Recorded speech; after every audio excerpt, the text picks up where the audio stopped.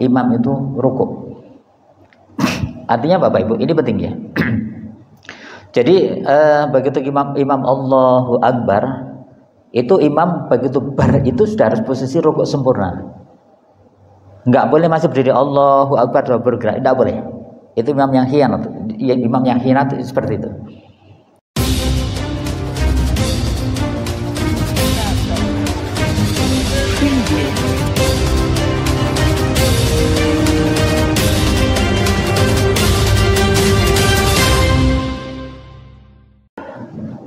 Bismillahirrahmanirrahim. Assalamualaikum warahmatullahi wabarakatuh. A'udzubillahi minasyaitonir rajim. Bismillahirrahmanirrahim. Alhamdulillahirabbil alamin. Alhamdulillah alladzi 'allafa baina qulubina fa asbahna bi ni'mati ikhwana. Asyhadu an la ilaha illallah wa la syarika lah wa asyhadu anna Muhammadan abduhu wa rasuluhu la nabiyya ba'da. Allahumma salli wa sallim wa barik ala habibina safina wa qudwatina sayyidina Muhammadin wa ala alihi wa ashabihi ajma'in. Bapak Ibu jamaah Masjid Ukhuwah Islamiyah Allah, Majelis Silaturahim dan majelis ta'lim kita ini kita awali dengan sama-sama baca basmalah. Bismillahirrahmanirrahim. Bapak Ibu yang terhormat Allah, maka tentunya tiada kata paling indah, tiada ungkapan yang luar biasa kecuali rasa syukur kepada Allah Subhanahu wa taala yang telah berikan kenikmatan bagi kita semua, nikmat iman, nikmat Islam, nikmat kesehatan ya, nikmat kesempatan ya, dan alhamdulillah kita disampaikan pada penghujung tahun 2024 ya. Ini satu nikmat yang luar biasa, dan lagi kita masih diberikan sebuah keistiqomahan untuk dihadirkan di tempat yang mulia bersama orang-orang mulia dalam rangka mengkaji kitab yang mulia. Insyaallah pasti dicatat Allah bagi satu pahala kemuliaan, dan semoga ini menjadi sebab Allah akan kumpulkan kita semua bersama dengan keluarga kita di tempat yang mulia, yang surganya Allah Subhanahu wa taala. Allahumma amin. Maka tentunya adalah salat dan salam senantiasa kita haturkan pada junjungan kita, kasih Allah dan kita Nabiullah Muhammad sallallahu alaihi wasallam beserta keluarga, sahabat dan para pelanjut setelahnya, dan semoga Allah menetapkan kita sebagai orang yang senantiasa istiqomah untuk mengikuti risalah Allahumma amin. Bapak Ibu yang Allah, maka tentunya kita ada di majelis yang mustajabah. Kita memohon Allah ya, semoga Allah senantiasa melimpahkan rahmat, hidayah dan barokahnya atas diri kita, atas keluarga kita, dan atas putra putri kita semua. Allahumma amin. Dan tentunya kita juga doakan saudara kita, khususnya keluarga besar Jamaah Masjid Ukhuwah Islamiyah ya. Semoga Allah berikan kesembuhan buat yang sakit, Allah berikan jalan keluar yang terbaik buat yang Allah uji dengan masalah-masalah kehidupan, dan wabil khusus kagem Bapak Mustaqim barang ya. Kita doakan semoga seluruh dosa beliau diampuni oleh Allah SWT ya, seluruh amal kebaikan beliau diterima oleh Allah SWT, dan pahala kebaikan ditambah oleh Allah SWT, serta Allah tempatkan di dalam alam barzah dengan penuh kenikmatan, dan nantinya kita semua dikumpulkan di surganya Allah SWT. Allahumma amin. Bapak Ibu yang Allah, maka tentunya pada malam hari ini kita masuk pada satu. Kenapa saya coba ambil tema, mohon maaf apa tatang saya ambil tema yang agak khusus, karena ini sebenarnya sudah selesai gitu ya. Insya Allah tahun depan kita akan masuk pada kitab yang baru ya. Cuman pada malam ini saya ingin masuk pada terkait dengan salat berjamaah, karena ini tiap hari kita lakukan ya. Jangan sampai nanti saat kita menjadi imam yang berkhianat gitu ya. Kemudian saat kita menjadi makmum, kita tidak tahu kalau yang kita lakukan ini salat jamaah kita tidak sah gitu ya, atau bahkan kita mufaraqah gitu ya. Ini penting. Tetapi sebelum sana saya ingin sedikit menyinggung ya terkait dengan hari ini gitu ya. Ini ada satu peristiwa yang dirayakan oleh sebagian orang ya. Maka ini kaitannya dengan keimanan kita. Kenapa sih kita tidak diperkenankan ya untuk mengakui hal itu ya? Karena hal itu sesuai dengan firman Allah dalam surat An-Nisa ya, ayat ke 157, 158 nantinya ya, di juz ke-6 ya. Bagaimana saat kita bicara sebuah keimanan, itu kita tahu semua bahwa iman itu yang pertama adalah tasdikon bil qalbi, ada satu pembenaran dalam hati. Artinya kalau kita sudah melakukan satu pembenaran, kemudian wa ikrar bilisan, kita ucapkan dalam sebuah lisan kita dengan mengucapkan selamat dan sebagainya gitu ya, itu menjadi menggugurkan keimanan kita. Ini hati-hati sekali ya, hati-hati sekali. Saya coba bacakan di dalam surat An-Nisa ayat ke 157 ya. A'udzubillahi minasyaitonir rajim. Wa qaulihim inna qataltal masiha Isa ibn Maryam Rasulullah wa ma qataluhu wa ma salabuhu walakin subbiha lahu wa innallaha talafu fihi la fi syakkin minhu ma lahum bihi min ilmin illa tiba'adhan wa ma qataluhu illa wa ma qataluhu yaqinan. Bapak Ibu ya Allah, ini jelas sekali buat kita semua ya. Kita diyakinkan dengan firman Allah ya. Kita harus yakin dengan ini karena ini menjadi bagian pada Al-Qur'an Karim yang menjadi rukun iman kita. Bagaimana Allah firmankan dalam surat An-Nisa ayat ke-197 ya, dan kami hukum juga karena ucapan mereka. Ya, ucapan siapa yang katakan sesungguhnya kami telah membunuh Al-Masih Isa putra Maryam. Dia yaitu yang disalib ya. Ini satu ungkapan mereka yang lakukan. Dan lagi-lagi Allah awali ayat ini dengan satu ancaman, kami akan hukum mereka karena mereka mengucapkan sesungguhnya kami telah membunuh Al-Masih Isa putra Maryam Rasul Allah gitu ya. Ini ancaman pertama. Kemudian yang menjadi keyakinan kita Bapak Ibu, yang menjadi keyakinan kita, menjadi keimanan kita, padahal mereka tidak membunuhnya dan tidak pula menyalibnya. Jadi jelas menggunakan kalimat salibah atau salabah, menyalibnya. Ya. Jadi padahal mereka tidak membunuhnya dan tidak pula menyalibnya. Tetapi yang mereka bunuh atau mereka salib adalah orang yang diserupakan dengan Isa. Bapak Allah, ini harus kita yakini ya, keyakinan kita. Allah menginformasikan firman-Nya dalam surat An-Nisa 157. Rasulullah mensabdakan dari ayat ini pula gitu ya. Jadi sesungguhnya yang disalib itu adalah orang yang diserupakan, ya, yang diserupakan seperti Nabi Isa. Di riwayat katakan namanya Yudas Iskariot, yang itu merupakan salah satu murid beliau, gitu ya. Lagi-lagi harus kita yakini. Sehingga sesungguhnya mereka telah berselisih pendapat tentang pembunuhan Isa, ya, selalu dalam keraguan-raguan, ya, tentang siapa yang dibunuh oleh mereka itu. Mereka benar-benar tidak tahu siapa sebenarnya yang dibunuh Allah, melainkan mengikuti prasangka belaka jika mereka tidak yakin tidak yakin telah membunuhnya. Bapak Ibu Allah, ini satu hal yang harus kita perhatikan. Sebenarnya mereka juga tidak yakin. Bahkan saat itu kalau kita perhatikan dalam kisahnya, Nabi Isa AS itu punya murid namanya Hawariyun ya, pembela Nabi Isa AS. Itu begitu kokohnya dan dia tahu persis bahwa yang disalib itu bukan Nabi Isa AS. Sehingga dia bersaksi dan menyampaikan kepada seluruh manusia saat itu yang disalib adalah salah satu murid yang berkhianat, Yudas Iskariot. Bapak Ibu Allah, ini yang memang sengaja kami sampaikan ya. Ini salah satu yang menurut saya yang kemarin sering kami sampaikan di majelis ini. Tolong kalau bisa di grup WA grup itu ada satu nilai plusnya. Ini salah satu nilai plus yang kami lakukan di grup lain, yang mereka membaca satu hari satu lembar plus terjemah.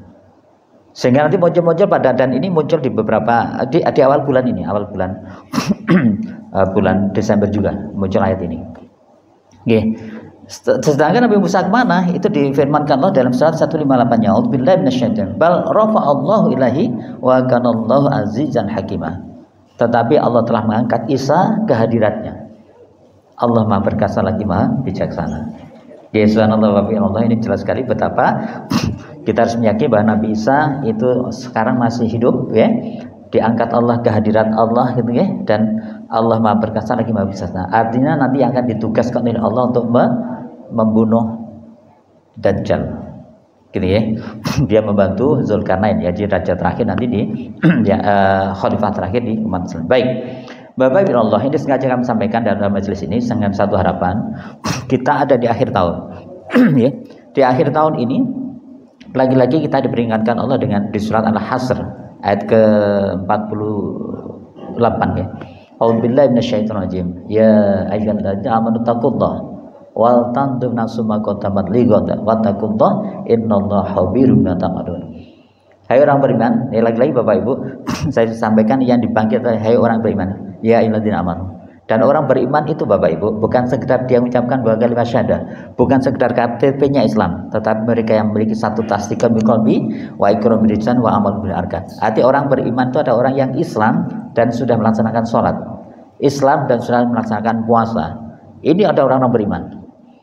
Dan perintahnya adalah Ittaqullah, ya, ittaqullah, bertakwa kepada Allah SWT.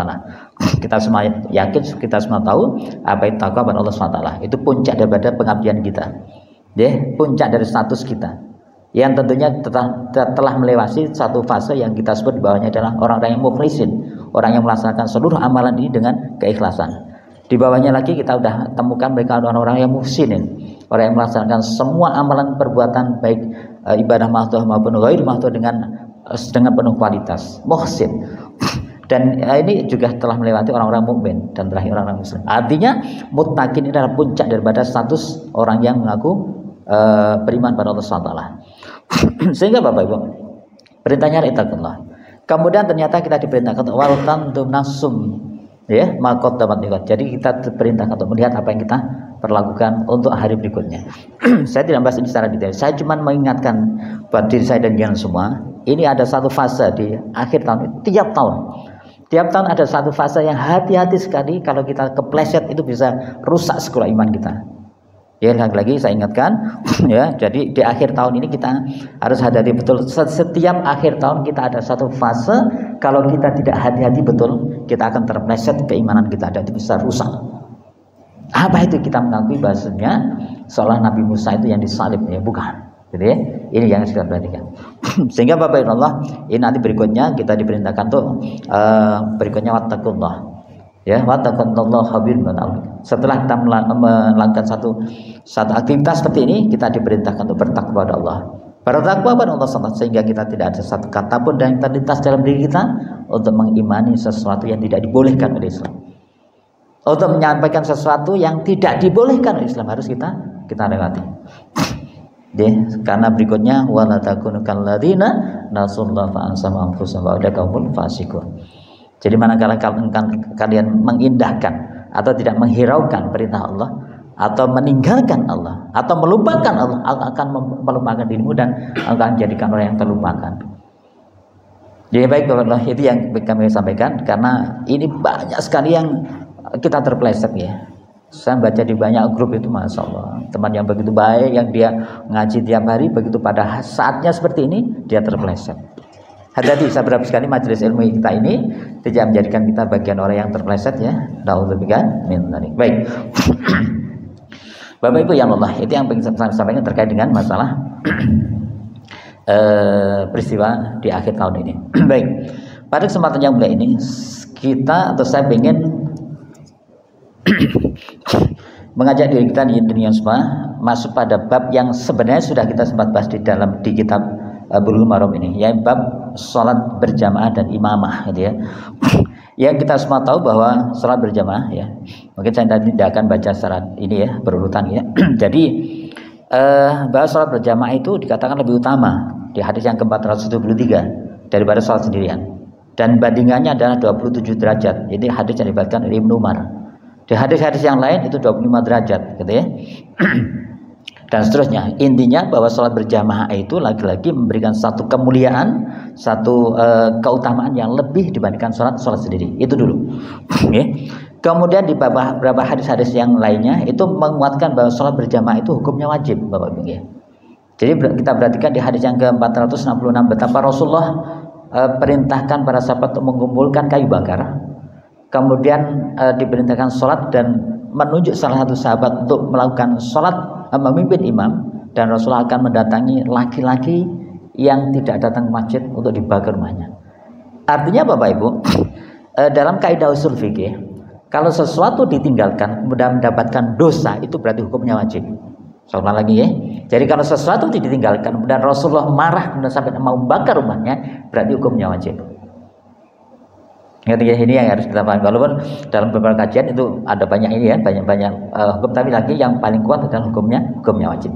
Ini dalam hadis ke-426 jelas lagi. Hadis ini adalah dalil tentang kewajiban sholat berjamaah, kewajiban sholat berjamaah. Kenapa? Karena beliau mengancam mereka dengan siksa, sedangkan siksa hanya diperuntukkan bagi yang meninggalkan kewajiban atau melakukan yang diharamkan. Ya, lagi Bapak Ibu. Baik. Bapak Ibu yang Allah, kemudian yang berikutnya di hadis yang ke-427 ini betapa ada ini lagi-lagi sholat berjamaah, ya, sholat di masjid maksudnya. Ini tidak diperuntukkan untuk sholat di rumah, tapi sholat di masjid. yang itu menjadi satu indikasi kemunafikan seseorang. Ya.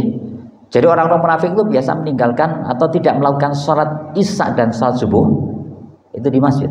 Kenapa? Karena sholat isya itu saatnya waktu capek dan sebagainya, sedangkan sholat subuh itu waktunya tidur.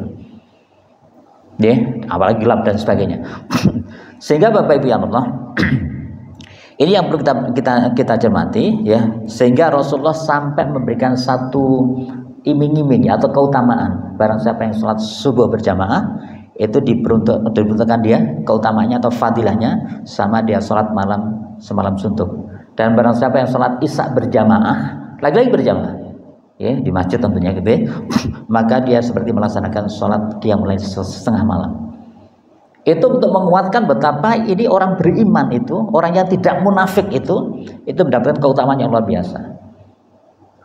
Ya baik, termasuk kalau jangan perhatikan di dalam surat Al-Maun ya, yang kita semua hafal ya, auzubillahi minasyaitonirrajim, fawailul lil musallin. Kan sering kita dengar ya, alladzina hum an sholatihim sahun alladzina hum yuraun gitu ya. Mereka maka celakalah orang yang melaksanakan sholat ya. Fawailul lil musallin. Siapa? Yani orang-orang yang lalai dalam sholatnya dan orang-orang yang sholat dalam rangka berbuat riya. Ya, alladzina hum yuraun, riya gitu ya. Baik.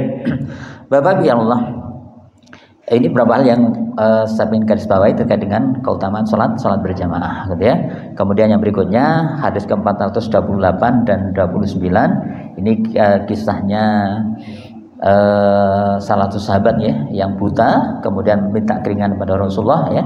Bismillahirrahmanirrahim, misalnya qala dia berkata, atan Nabi sallallahu alaihi wasallam, datang pada Nabi sallallahu alaihi wasallam rajulun, seorang laki-laki ya, akmu, dia memberikan keringanan, faqala, dan berkata, ya Rasulullah, laisali qaidun yakuduni ilal masjid. Ya Rasulullah, sesungguhnya tidak ada orang yang menuntunku ke masjid. Ya, kemudian farossah, kemudian farokhos, maka Rasulullah berikan satu keringanan, rukhsah ya, keringanan pada dia. Falamma walla da'ahu. Ya, beliau memberikan keringanan untuknya ketika orang itu pergi, beliau manggilnya kembali. Ya. Kemudian apa yang kata faqala, Rasulullah bersabda, hal tasma'us nidaan bis shalah. Ya, apakah engkau tidak mendengar seruan azan atau setelah salat? Maka katakan qala, dia katakan na'am, dengar ya Rasulullah. Maka bahasa Rasul fa'ajib, maka datangilah. Artinya itu menunjukkan betapa salat berjamaah ini sesuatu yang luar biasa. Baik. Bapak Ibu ya Allah, kemudian kita masuk pada satu bab ya, yang yakni salat berjamaah. Artinya yang saya sampaikan tadi bahwasanya jangan sampai nanti menjadikan begitu jadi seorang imam itu imam yang khianat. Siapa imam yang khianat? Itu imam yang tidak paham bagaimana dia menjadi seorang imam, sehingga menjadikan makmumnya salah semua atau salah kaprah. Atau sekaligus nanti yang kedua, yakni jangan sampai kita menjadi makmum tapi tidak tahu caranya menjadi makmum, sehingga kita otomatis mufarroqah, terlepas dari jamaah tersebut. Ini Bapak Ibu yang saya berharap sekali, saya ingin fokus pada malam hari ini. Saya kini sebenarnya sudah kita pernah sampaikan di majelis ini. Bismillahirrahmanirrahim. Wan Abi Hurairah, dari Abi Hurairah radhiyallahu qala, ia berkata, qala bersabda Rasulullah sallallahu alaihi wasallam, innama ju'ilal iman liyutamma bihi fa idza kabbara fakabbaru wa la tukabbiru hatta yukabbir wa idza raka'a farka'u, diberitakan wala tarka'u hatta yarka'u wa idza qala sami Allahu liman hamida faqulu Allahumma rabbana lakal hamd wa idza sajada fasjudu wa la tasjudu hatta yasjuda wa idza shalla qa'iman fasallu qiyaman wa idza shalla qa'idan fasallu qu'udan ajma'in. Bapak Ibu yang Allah, memang ada satu hadis lain yang diriwayatkan oleh Imam Bukhari ya. Jadi ini Imam Bukhari Muslim ya. Jadi diriwayatkan oleh Abu Daud dan seterusnya. Yakni yang perlu kita cermati Bapak Ibu, ini bukan sekedar fa idza kabbaru fakabbiru. Jadi tapi wala tukabbiru hatta yukabbiru. Tidak juga hanya sekedar wa idza raka'a farka'u. Tetapi juga disebutkan wala tarka'u hatta yarka'u. Tidak pula dikatakan ya, tidak pula dengan wa idza sajada fasjudu, tapi juga wala tasjudu hatta yasjuda. Baik, coba kita cermati Bapak Ibu. Jadi Rasulullah SAW bersabda, kemudian beliau sabdakan innama ju'ilal imam liyutamma bihi. Jadi sesungguhnya dijadikan imam itu hanyalah untuk diikuti, jika ia untuk diikuti. Kemudian bahasanya fa idza kabbara, dan ketika dia takbir, fakabbiru, maka bertakbirlah, gitu ya, maka bertakbirlah kalian. Tetapi lagi-lagi Bapak Ibu yang dirahmati Allah, ada satu kalimat berikutnya, hati-hati, wala tukabbiru hatta yukabbiru. Jadi di sini dikatakan bahasanya jangan bertakbir hingga ia telah bertakbir terlebih dahulu. Jadi dengan satu kalimat Allahu Akbar selesai, baru kita boleh Allahu Akbar. Ini yang pertama. Kemudian yang berikutnya ternyata juga sama, hatta wa idza raka'a, kemudian ketika dia rukuk, farka'u, maka rukuklah. Kalau berhenti di sini selesai. Tetapi ternyata ada berikutnya wala tarka'u, ya. Jika rukuk maka rukuklah kalian, dan wala tarka'u, dan jangan rukuk kalian hatta yarka'a, sampai imam itu rukuk. Artinya Bapak Ibu, ini penting ya. Jadi begitu imam Allahu Akbar, itu imam begitu itu sudah harus posisi rukuk sempurna. Enggak boleh masih berdiri Allahu Akbar dan bergerak, tidak boleh. Itu imam yang khianat. Imam yang khianat itu seperti itu.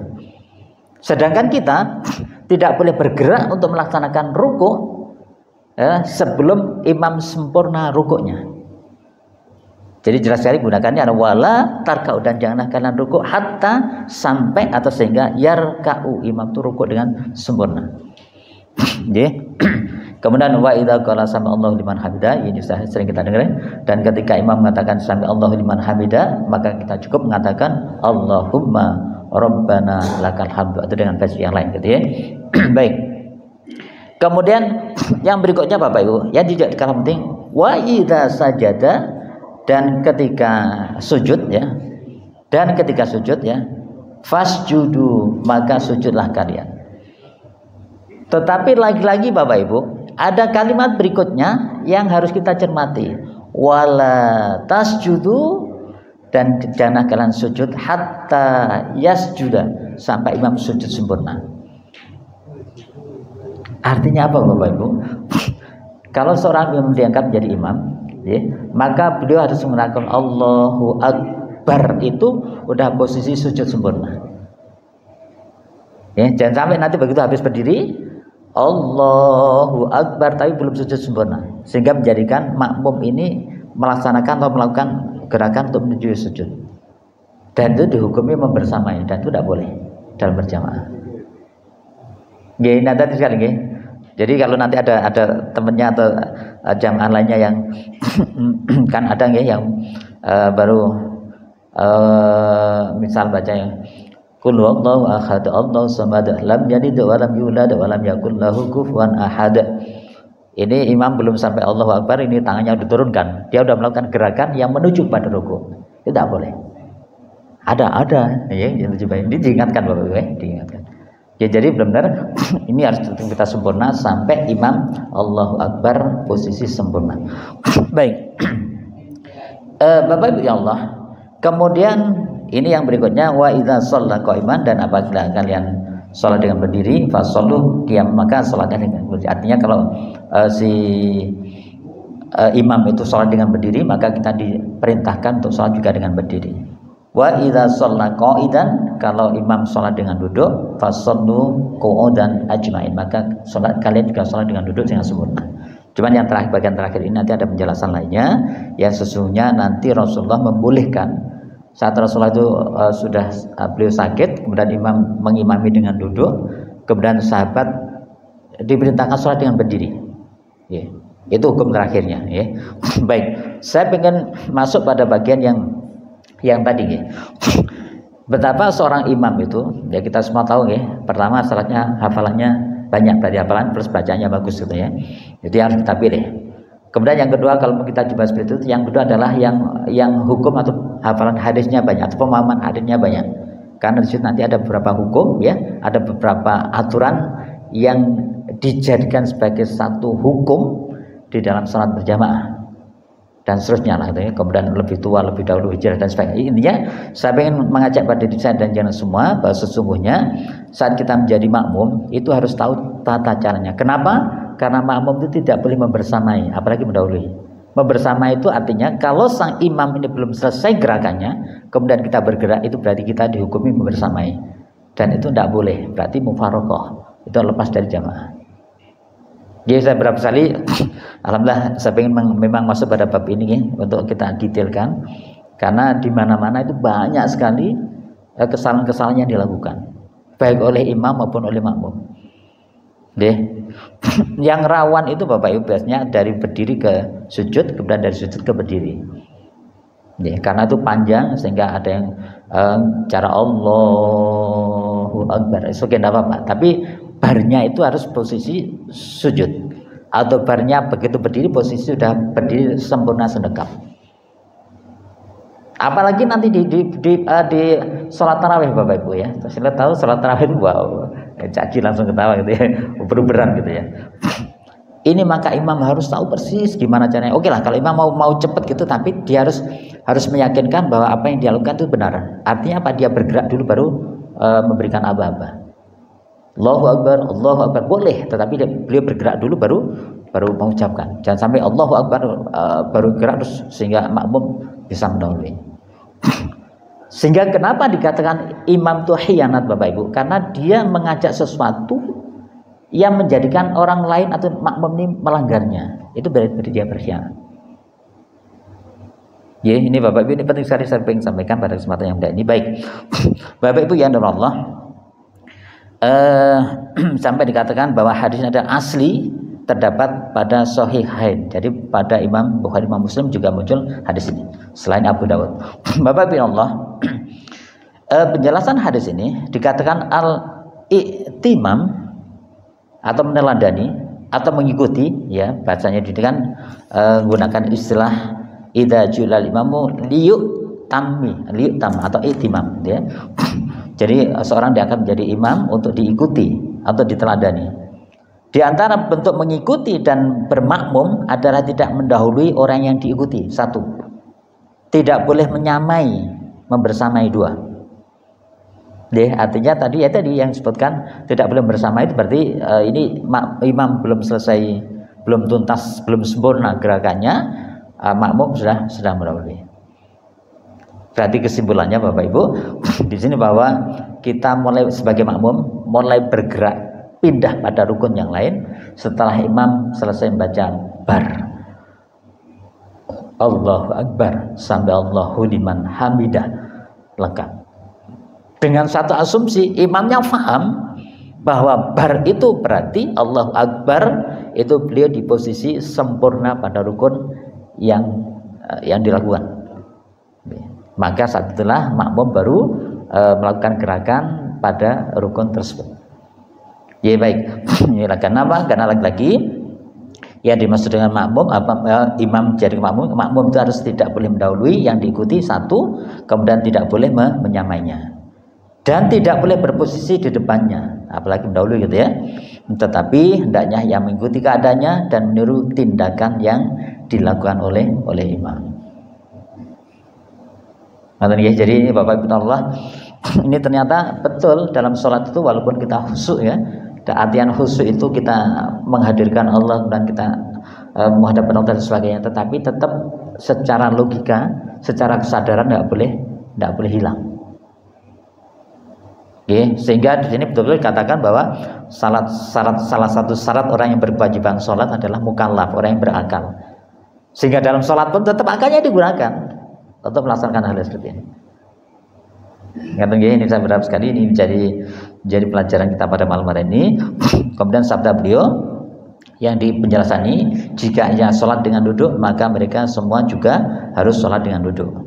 mengandung dalil bahwa jika imam sholat dengan duduk karena uzur, maka makmum juga harus mengikutinya. Tetapi lagi-lagi nanti ada satu penjelasan lain, yakni Imam Ahmad mengatakan bahwa Rasulullah pernah sholat dengan duduk. Ya, Rasulullah pernah sholat dengan duduk karena sakit yang lama, kemudian beliau perintahkan sahabat untuk sholat dengan berdiri. Ya, dan yang dijadikan pegangan adalah yang terakhir. Ngatain ya, jadi ini yang dijadikan terakhir. Baik, saya lanjutkan lagi. Imam Bukhari mengatakan, Al-Humaydi berkata, sabda beliau, jika ia sholat dengan duduk, maka kalian semua juga harus sholat dengan duduk, yaitu pada saat beliau sakit lama, kemudian setelah itu beliau sholat dalam keadaan duduk, dan manusia atau jamaah di belakangnya sholat dalam keadaan berdiri, dan beliau tidak memerintahkan untuk duduk. Dan yang dijadikan hujah atau pegangan adalah yang terakhir, yakni seperti itu. Ya. Kalau sekarang sih cukup, yang lainnya lah masih banyak ya, imam-imam yang lain. Bapak Ibu ya Allah, monggo kalau di sini ada yang perlu ditanyakan terkait dengan terakhir, karena ini penting sekali. Ya, ini minimal kita sehari 5 kali ya, kalau sholat wajib itu kita laksanakan. Ya, baik. Kalau tidak ada, saya lanjutkan lagi. Ya, ya ini makmum ya. Cukup mendengar suaranya, tetapi masih dalam satu wilayah masjid. Berarti tidak dibolehkan, misal salat ini masjid kita di masjid UI ini, salat kemudian imamnya gunakan mic sampai suaranya keluar, kemudian ikut jamaah di rumah, itu tidak boleh. Katanya. Tapi kalau ikut masih di wilayah masjid ini dibolehkan. Baik. Berikutnya lagi, kita juga dibolehkan sholat 2 kali. Ya, misal dengan habis sholat seperti sholat berjamaah dengan makmum, ya. Kemudian nanti ada yang datang sendirian, gitu ya. Tidak ada temannya untuk berjamaah, dengan ikut berjamaah dia, itu boleh. Dan itu dihukumi sunnah. Ya. Atau nanti misal dengan sudah sholat ini di tempat lain. Ya, nanti jumpai ada seorang sahabat yang dia sudah sholat di tempat lain, kemudian datang di Masjid Nabawi, menjumpai Rasulullah sedang sholat. Ya, tetapi si 2 sahabat ini tidak ikut sholat karena dia merasa sudah sholat. Maka dibangun Rasulullah, kenapa engkau tidak ikut sholat? Ya Rasulullah, tadi saya sudah sholat. Maka Rasulullah perintahkan, jika kalian tadi sudah sholat, kemudian hadir di satu masjid, dan situ ada imam yang sedang sholat, maka ikuti, dan itu sunnah bagimu. Gitu ya. Itu yang kedua. Yang ketiga Bapak Ibu, boleh ini dilakukan oleh Mu'adz bin Jabal. Mu'adz bin Jabal tidak mau lepas dari jamaah dengan Rasulullah. Tapi di saat yang sama beliau punya jamaah di satu tempat. Sehingga beliau ini salat berjamaah dengan Rasulullah, ya, habis salat isya seperti ini, terus segera pulang menjadi imam untuk jamaahnya, untuk umatnya atau jamaahnya. Itu boleh. Ya, artinya kata Bapak Ibu, ini kan jamaah ya. Ibu kan kadang ada yang kekeh gitu, pokoknya nggak mau ke musola. Soalnya di rumah itu lebih mulia untuk seorang wanita misalnya. Anggapnya itu oke lah, kekeh dengan aturan itu. Maka jenengan sebagai seorang suami itu bukan berarti menemani sholat di rumah. Ya. Ini kita bicara kondisi normal ya. Maka jenengan datanglah ke masjid untuk sholat berjamaah dan sampaikan pada istri, tolong jangan sholat dulu, tunggu aku pulang. Artinya dengan ikut sholat berjamaah di masjid, kemudian nyampe rumah menjadi imam untuk istri kita, itu boleh dan itu bagus. Katanya ini lagi-lagi Bapak Ibu, artinya apa? Saya pengen ini hidup kita ini menjadi benar-benar wow gitu ya. Jadi benar-benar penuh dengan satu kemuliaan-kemuliaan karena kita melakukan hal yang benar. Baik. Kemudian Bapak Ibu ya Allah, ini juga dibolehkan kita estafetnya. Estafet itu katalah misal ada 2 orang ini sholat ya, ada satu lah sholat dulu, sholat berjamaah ya, kemudian selesai dan ada yang masbuk gitu ya. Tiba-tiba ada jamaah yang datang. Ini penting buat kita semua Bapak Ibu ya, karena jangan kalau nanti rawuh di masjid manapun dan sudah selesai sholat, itu jangan mengambil sikap untuk sholat sendiri, tetapi cari jamaah yang sedang sholat. Nun sewu, cari jamaah yang sedang sholat. Tidak peduli dia sholat sunnah atau sholat wajib. Salah lagi ya. Jadi begitu jenengan rawuh di masjid, kemudian nanti sholat jamaahnya sudah selesai, maka jenengan jangan memutuskan untuk sholat sendiri, tetapi carilah orang yang sedang sholat. Tidak peduli orang ini sholatnya masbuk karena sholat wajib tadi, atau dia sholat sunnah, ikuti jadikan imam, dan itu jenengan mendapatkan fadilah keutamaan sholat berjamaah. Ya. Ini Bapak Ibu ya. Dan kalau sudah seperti ini, jangan pernah pilih-pilih. Waduh, kayaknya nggak ada yang pantas jadi imam, nggak boleh. Karena kebetulan mungkin ada yang sholat sunnah itu orang yang mungkin pakai kaos gitu ya, sehingga kita ini nggak pantas jadi imam, jangan ya. Jadikan itu urusan dia dengan Allah. Urusan kita adalah dengan Allah, bagaimana kita sholat dengan berjamaah. Ngerti ya? Baik, gimana? Oke.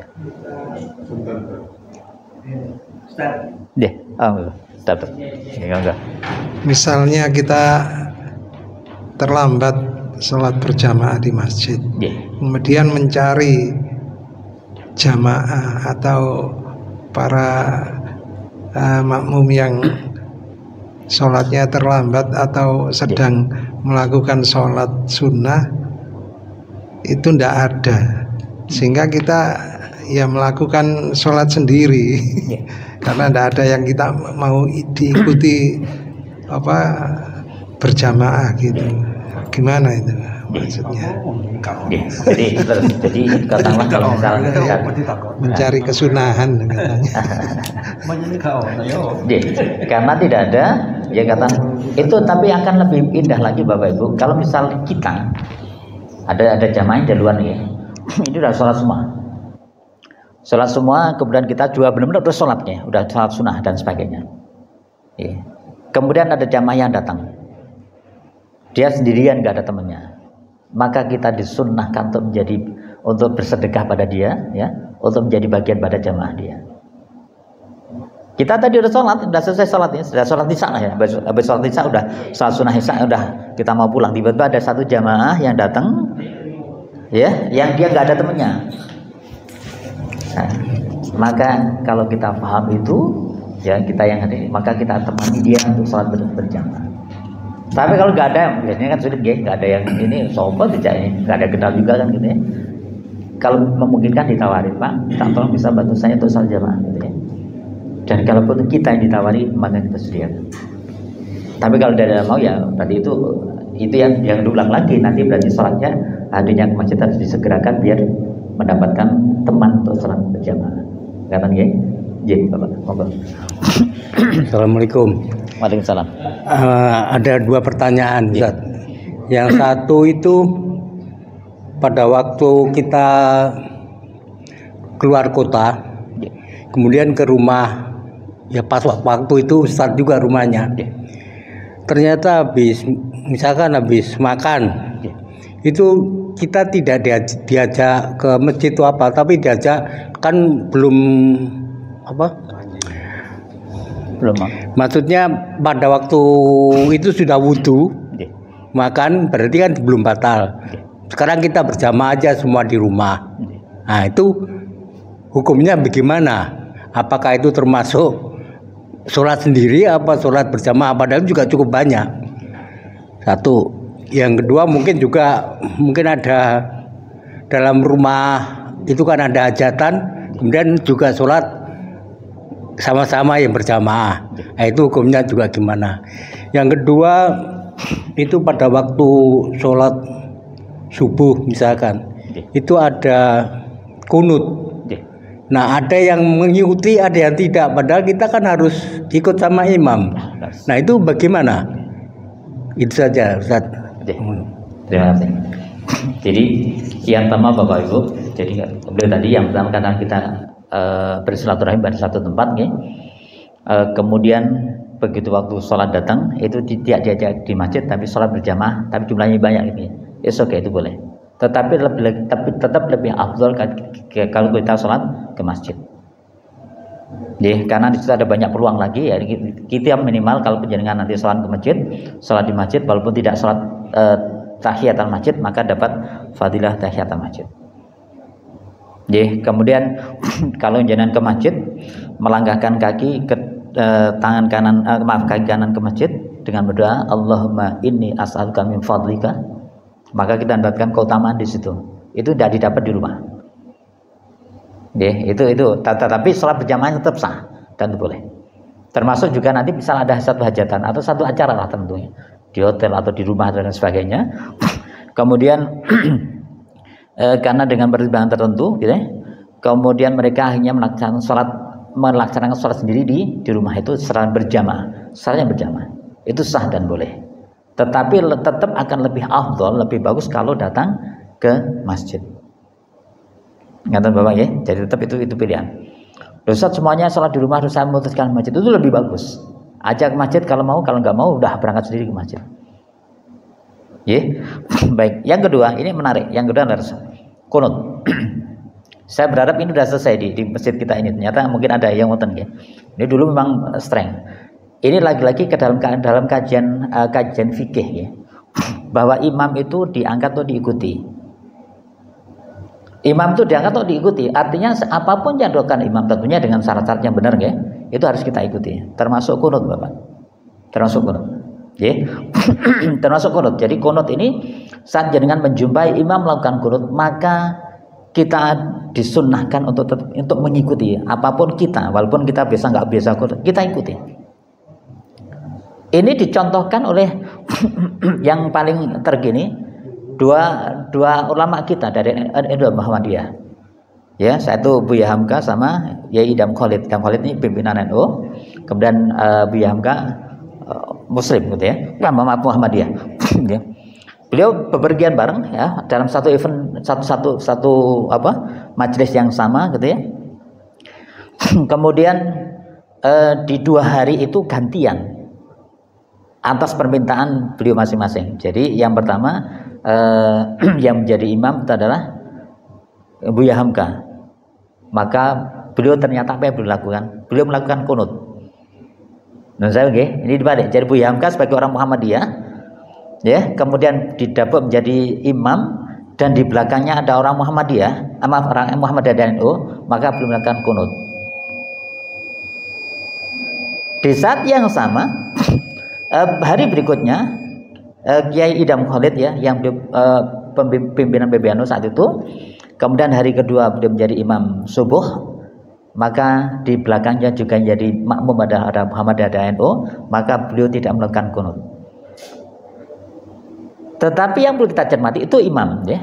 Makmum pun itu semuanya diperintahkan untuk mengikuti. Artinya berarti dalam hal ini pada saat Yai Idam Khalid tidak menggunakan kunut, maka otomatis Buya Hamka tidak ikut kunut ya. Tapi pada saat Buya Hamka melakukan kunut, maka seluruh Muhammadiyah yang berjamaah ikut kunut. Lebih jauh lagi kita tarik Imam Syafi'i, mazhab kita.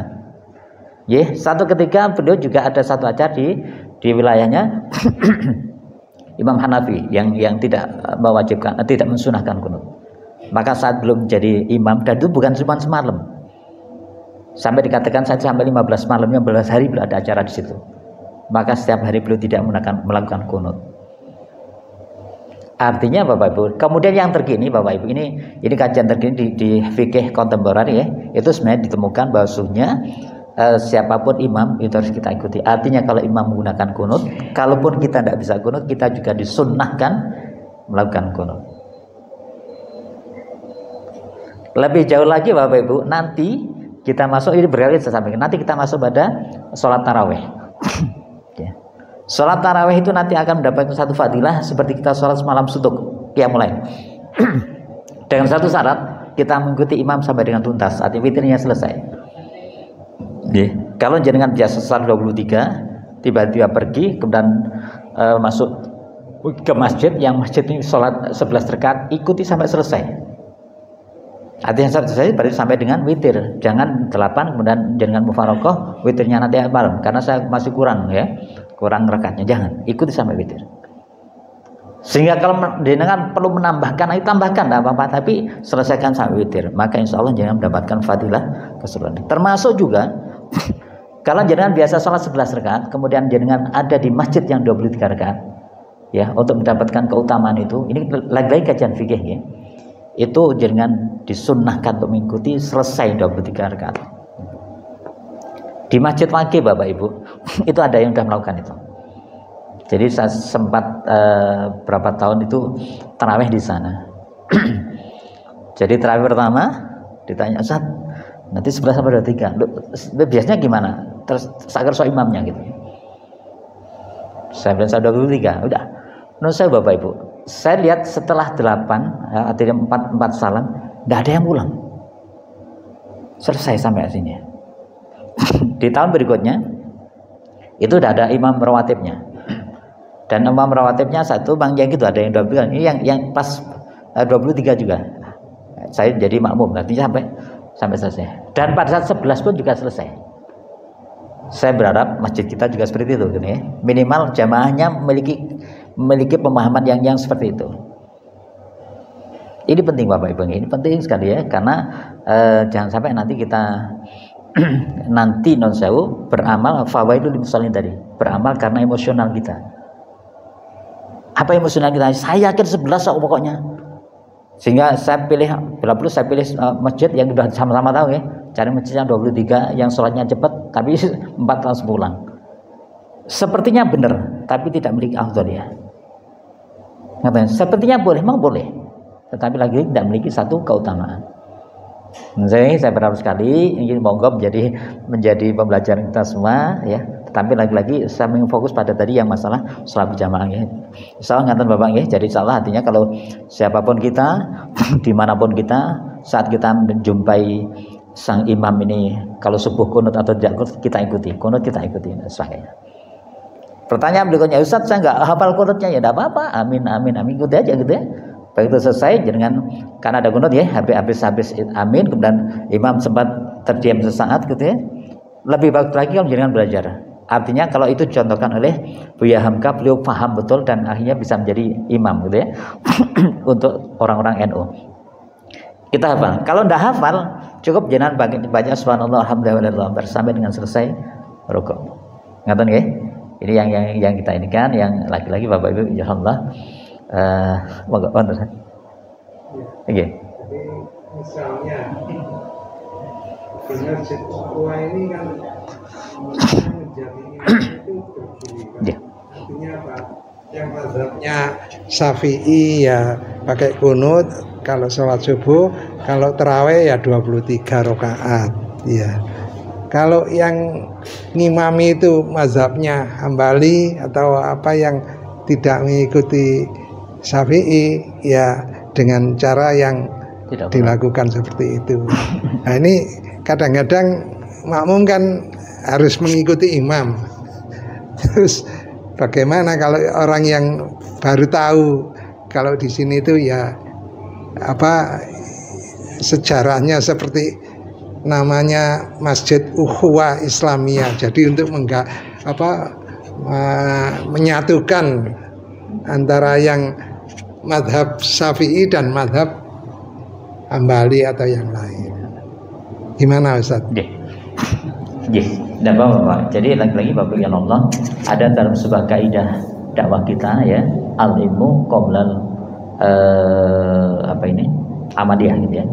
Jadi ilmu sebelum kita mengamalkan, ilmu sebelum kita diberikan satu beban. Ya, kalau itu ilmunya jadi dipahami semua, saya yakin tidak masalah. Maka ini perlu abang kelas ya, jadi ya memang giliran dibikin sedemikian rupa, termasuk non sewu wirid tadi, saya bikin jahar ya. Udah lama nggak ada jahar lah gitu ya. Saya bikin jahar gitu ya.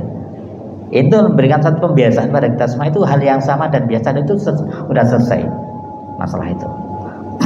Ya ini yang saya berharap jamaah kita ini adalah jamaah yang sesuai dengan nama Masjid Ukhuwah Islamiyah itu memahami itu semua. Dan saat melaksanakan itu Bapak Ibu tidak boleh dengan penuh keraguan ya. Waduh, reka kunut apa ya? Jangan, harus yakin. Karena ya, jadi salah. Hanya saya berharap nanti satu ketika biasalah itu ya. Jadi sesekali jahar, sesekali sir gitu ya untuk ini atau wiridnya dan sebagainya. Baik, mengatakan Bapak Ibu Allah, Saya menyampaikan dua hal tadi ya. Yang pertama terkait dengan hati-hati terkait dengan keimanan kita di akhir tahun seperti ini, termasuk juga nanti tahun baru. Kemudian yang kedua yakni sholat jamaah itu kalau jangan cari imam jangan sekali-kali menjadi imam yang khianat. Ya, kemudian kalau jangan menjadi makmum jangan sekali-kali menjadi makmum yang mufarokoh tanpa kita sadari karena nggak paham. Mengatakan semoga Allah memberikan kekuatan bagi kita sehingga kita memahami hati ini semua. A'udzubillahi minasyaitonir rajim. Bismillahirrahmanirrahim. Allahumma shalli ala sayyidina Muhammad sayyidina Muhammad alhamdulillahil alamin. Allahumma ighfir lil muslimina wal mu'minina wal mu'minat al-ahya'i minhum wal amwat.